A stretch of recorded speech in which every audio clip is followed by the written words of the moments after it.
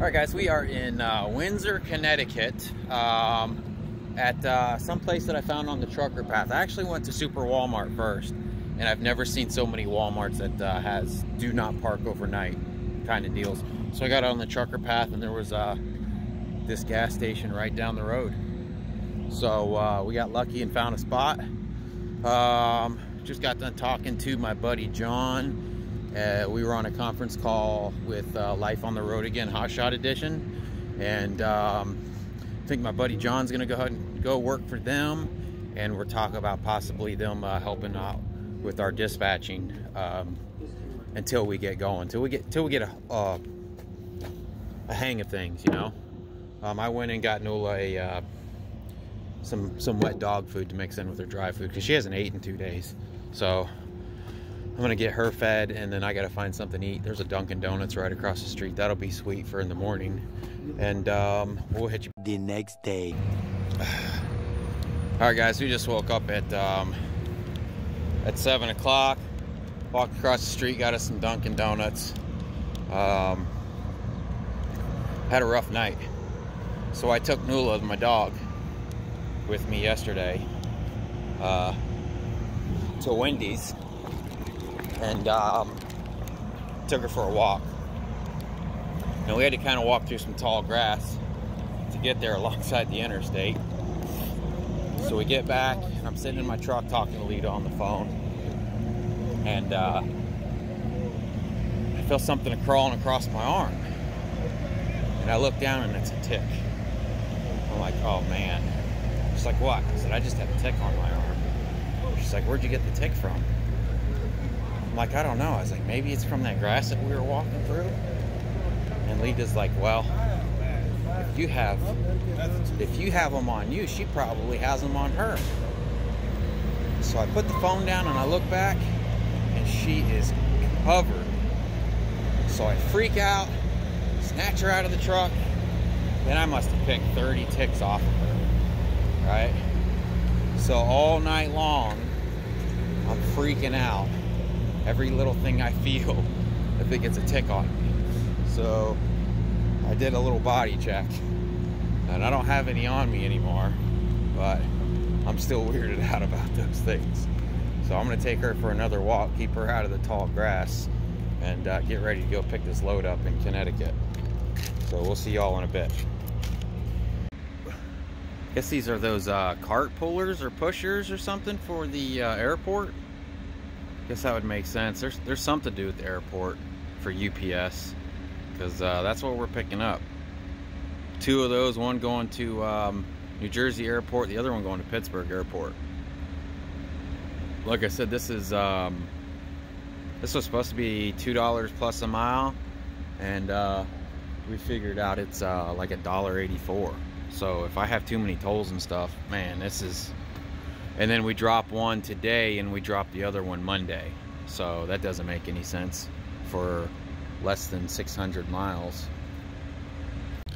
Look at that. I forgot that wet dog food that I bought Nola on the back bumper this morning. It rode all the way over here down the interstate.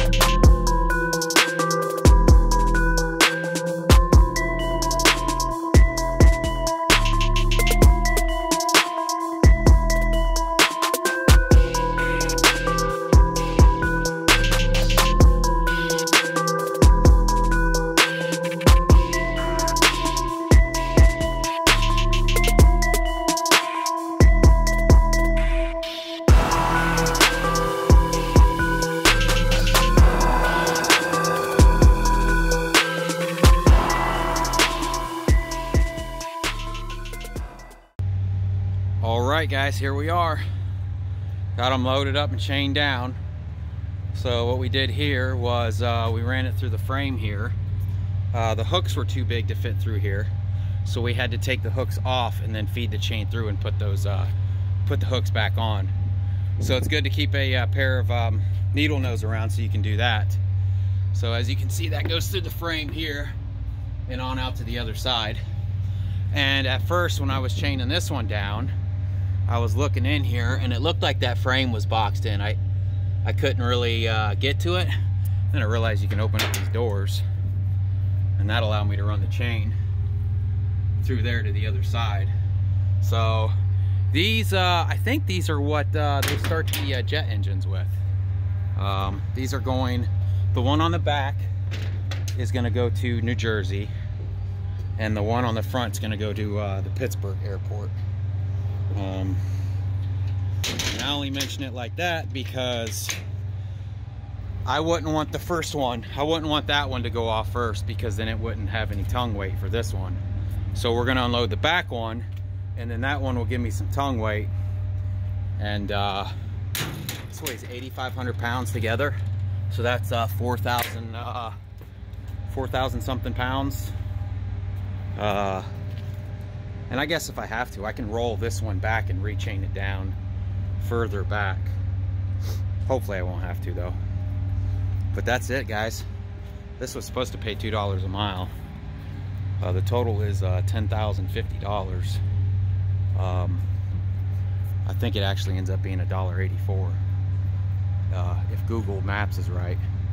So that's why I always keep the trip meter going on the truck, just so I know exactly what it pays.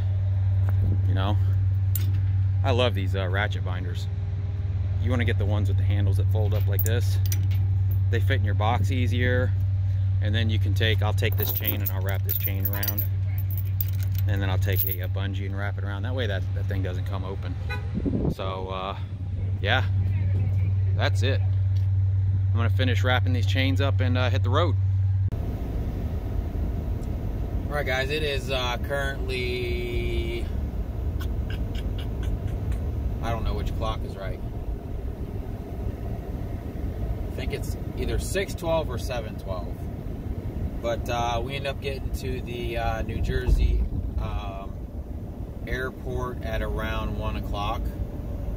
And I called the contact number that was on the BOL.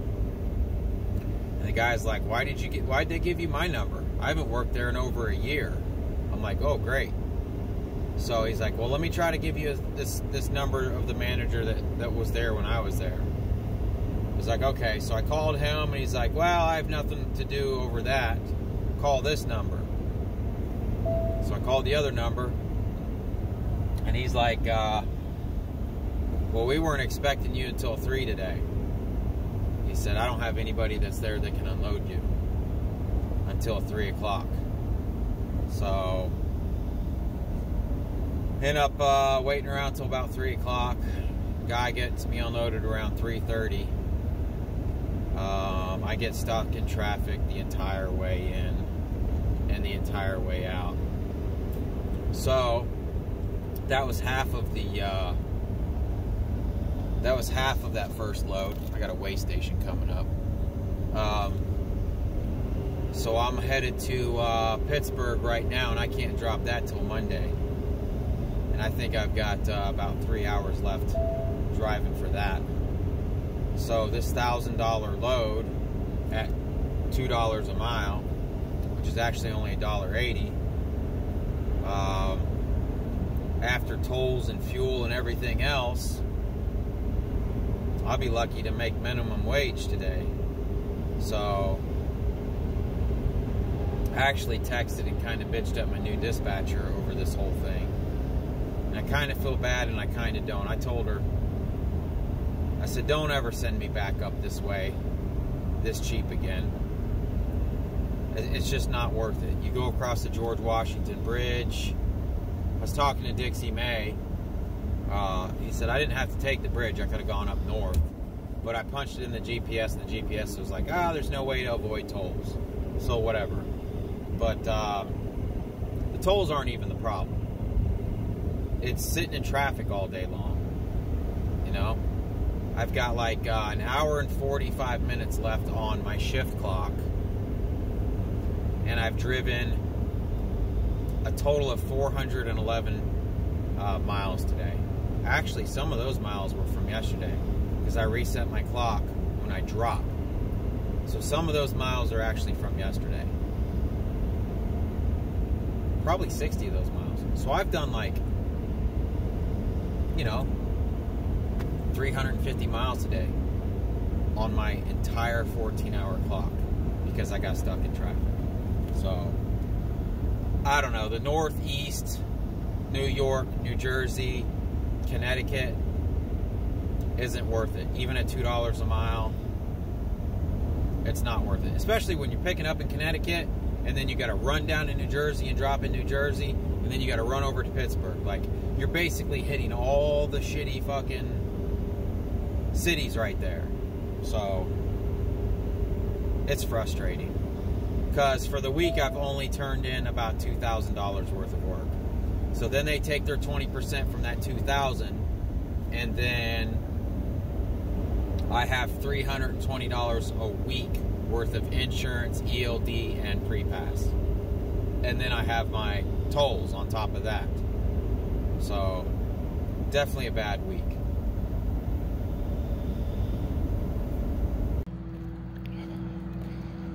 So it is, today is Saturday. We dropped that, the first thing off at the New Jersey airport yesterday. We drove as far as we could. We ended up in Loretto, Pennsylvania, off of, hold on, Fat Butts, a Keystone Restaurant truck stop off of 22. Got here at about 9:30 last night. And I haven't really been filming much. I'm kind of down, to be honest. Kind of down. Had a really good week last week. And, you know, they sent me home without me asking. And I thought, well, maybe, you know, I've got a new dispatcher. Maybe it'll be okay. But after I dropped that load on Saturday that took me home, I was sitting around Monday, ready, thinking, well, they'll send me out anytime. And they texted me at about lunchtime, and they're like, have you dropped yet? I was like, I dropped on Saturday. So I guess they hadn't been looking for anything. Now, granted, I didn't text them and let them know, okay, I've actually dropped. But I talked to one of them on the phone, I can't remember who, and it was like, okay, they're gonna let me drop Saturday, so I'll be dropping Saturday. So, I guess my fault, their fault, I don't know. I don't know. And then this week has just been terrible. I guess everybody's had a terrible week this week. But I haven't had a terrible week due to poor rates. I've had a terrible week due to poor jobs.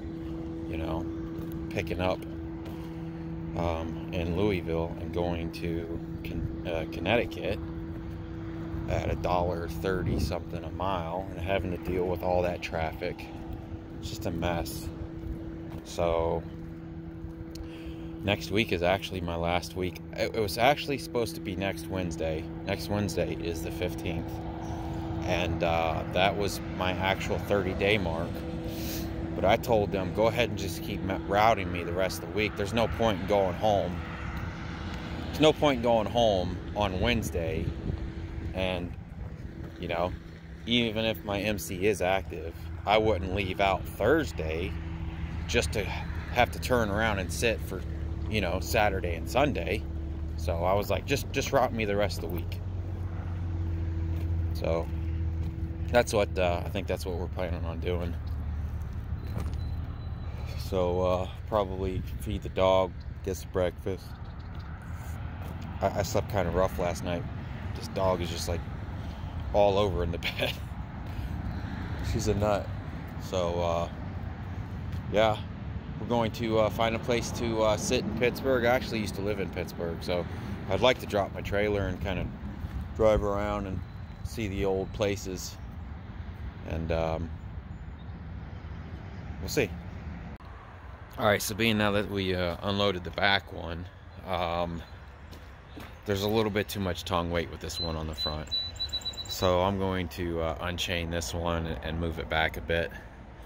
I'd probably be all right driving the next 2.5 hours, but I figure there's no rush. So I'm gonna go ahead and pull it back and rechain her down. All right, there she is, moved back. It was hard to get it rolling for some reason. It was like the tires were glued to the deck. After I gave it a push start off the back here, it rolled pretty easily. But then I got it back to this point, and I was like, maybe I went back a little too far, and I tried to push it forward. Yeah, it wasn't going anywhere. You have to let this handle down, and then because these break the tires. So, and Nulis just stood there and didn't do anything. All right, I gotta wash my hands, eat some breakfast, and we're gonna head to Pittsburgh. All right, we made it to a pilot in, I believe we're in Butler, Pennsylvania. Lots of spots left. I was really worried about that because it's about lunchtime. And this seems to be when everybody tries to pull in and do their 34 for the week. And yeah, I think I'm probably 45 minutes from the airport. This is as close as I could get. Using my GPS and my Trucker Path app. This is about as close as I could get. I could have probably chanced it and went to a Walmart or something, but I need a shower. And I wanted somewhere I could drop the trailer. So we'll probably drop the trailer here and then run around town, get some things done, do some grocery shopping. What is it, Fat Butts? What is that? So, yep, this is where we are. We'll see what happens, see what we can find. All right, guys, because I'm gonna leave Nula in the truck for an extended amount of time, I'm fixing to run in there and take a shower and maybe wash some clothes. I got the generator and the air conditioner going. Generator's a little loud. I wouldn't say it's any louder than like one of these diesel trucks idling next to me. Yeah, so it's not too bad. I don't know if I showed you guys this or not either. I stuck one of those, I don't know how loud that's going to be at the phone, but you know these window guards? I bought a set for this truck, and Amazon sent me the wrong truck. They told me just to keep them, not to send them back. Let me see if I can get back and show it to you. But I basically stuck that over top of the window there, just to try to keep water from dripping down in that when I have that in and it's raining out. So yeah, it's a little noisy. My other generator was a lot more quiet than this, but for some reason the power port stopped putting out power, so I had to run out and buy a new generator. New to me, off of Amazon. So maybe it'll be all right.